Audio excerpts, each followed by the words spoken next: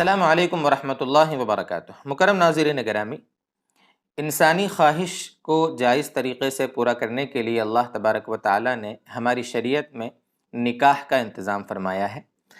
اب جس طرح انسان کو بھوک لگتی ہے تو کھانا کھا کر وہ اپنا پیٹ بھرتا ہے، پیاس لگتی ہے تو پانی پی کر اپنی پیاس بجھاتا ہے، ٹھیک اسی طریقے سے اللہ تبارک و تعالی نے انسانوں کے مزاج میں شہوت رکھی ہے، جس کو دور کرنے کے لیے اللہ تبارک و تعالی نے نکاح کا انتظام فرمایا ہے۔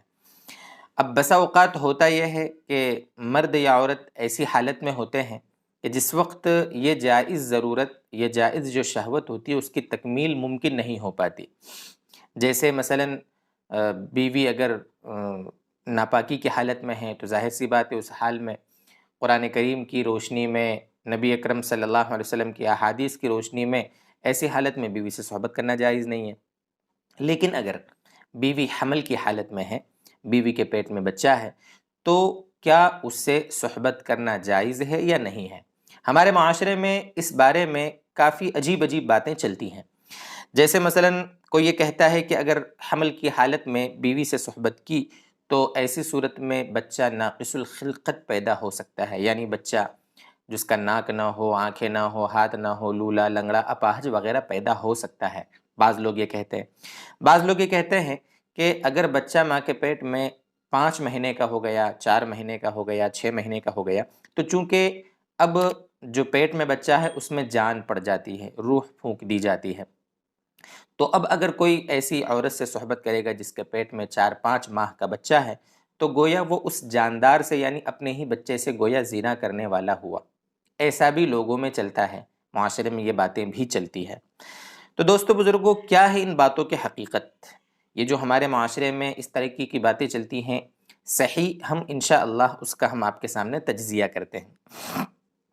سب سے پہلی بات تو یہ دوستو بزرگوں کہ حمل کی حالت میں بیوی سے صحبت کرنا شرعی نقطۂ نظر سے بالکل جائز ہے۔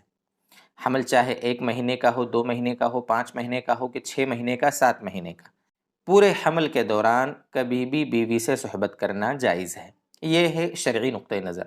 ہاں، اگر خاص کسی عورت کو یا خاص ایام میں ڈاکٹر اگر پہلے مہینوں میں یا آخر کے مہینوں میں اگر طبی نقطۂ نظر سے ممانعت کی جاوے، ڈاکٹر منع کرتے ہیں، ماہرین منع کرتے ہیں، تو وہ الگ مسئلہ ہے، اس کا تعلق طب سے ہے، اس کا تعلق شریعت سے نہیں ہے، اس لیے شریعت میں بالکل جائز ہے۔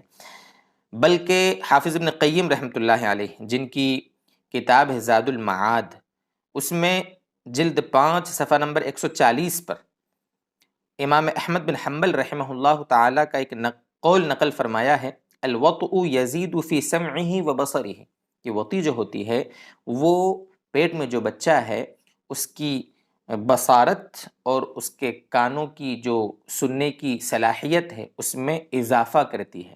وطی کرنا، صحبت کرنا، تو صحبت کرنا مضر نہیں بلکہ مفید ہے۔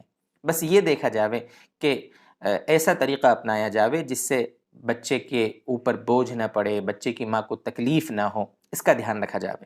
بس یہ ہے کل ملا کے خلاصہ کلام۔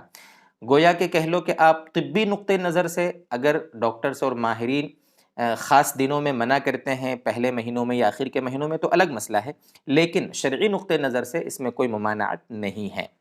اللہ تبارک و تعالی بہرحال شریعت کی باتیں ہمیں مزید سمجھائے، عمل کی توفیق عطا فرمائے۔ وآخر دعوانا ان الحمد للہ رب العالمین۔